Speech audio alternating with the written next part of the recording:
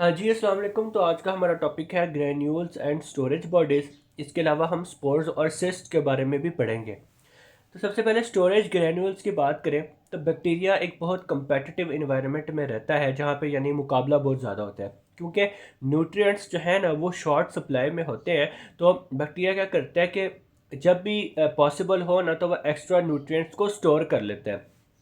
तो ये जो स्टोरेज ग्रैन्यूल्स होते हैं ना, ये स्टार्च, ग्लाइकोजन, सल्फर, फैट और फॉस्फेट की फॉर्म में होते हैं।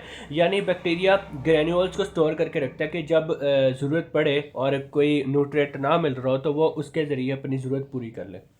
वेस्ट मटेरियल्स की बात करें तो बैक्टीरिया जो सेल्स होते हैं ना, ये वेस्ट मटेरियल को कंट्रोल करता है, जो कि सब्सिक्वेंटली वो सेक्रेट कर देता है अपने सेल से। और जो कॉमन वेस्ट मटेरियल्स हैं ना, उनमें अल्कोहल, लैक्टिक एसिड और एसिटिक एसिड शामिल है। यानी बैक्टीरिया इन चीज़ों को अपने सेल से एक्सक्रीट कर देता है, बाहर निकाल देता है। बात कर लेते हैं स्पोर्स और सिस्ट्स की। पहले ये जो ब्राउन से जितना भी लिखा हुआ है ये सारा सिस्ट्स है, और ये जो ग्रीन से जो लिखा हुआ है ये सारा स्पोर्स के बारे में लिखा हुआ है। पहले हम सिस्ट्स के बारे में बात करेंगे।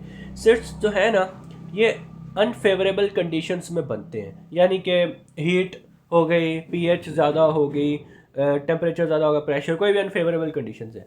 लेकिन होता है ये कि सिस्ट जो है ना, ये थिक वॉल्ड होते हैं, डोमिनेंट होते हैं, रेजिस्टेंट स्ट्रक्चर होते हैं, और ये डेजिकेशन रेजिस्टेंट होते हैं सिर्फ, यानी ये सिर्फ ड्राई होने से बचाते हैं, और ये किसी चीज़ से सेल को, बैक्टीरियल सेल को नहीं बचा सकते। ठीक है, ये रिप्रोडक्शन के लिए नहीं होते। इसके अलावा ये डेथ फेज और डिफ्रेंशिएशन फेज के अंदर भी बनते हैं। ये मेटाबॉलिकली इनएक्टिव होते हैं, यानी कि जो इस स्टेट में क्या होता है कि बायोलॉजिकल सिस्टम जो है ना, वो जो मेटाबॉलिज्म की जो एक्टिविटीज़ होती है, मेटाबॉलिकल एक्टिविटीज़, उनका परफॉर्म नहीं करता। ठीक है, इसके अलावा जब रिटर्न ऑफ फेवरेबल कंडीशंस होती हैं तो सेल्स क्या करते हैं कि वो सिस वाली फॉर्म से बाहर आके अपनी ग्रोथ को रिज्यूम कर लेता है।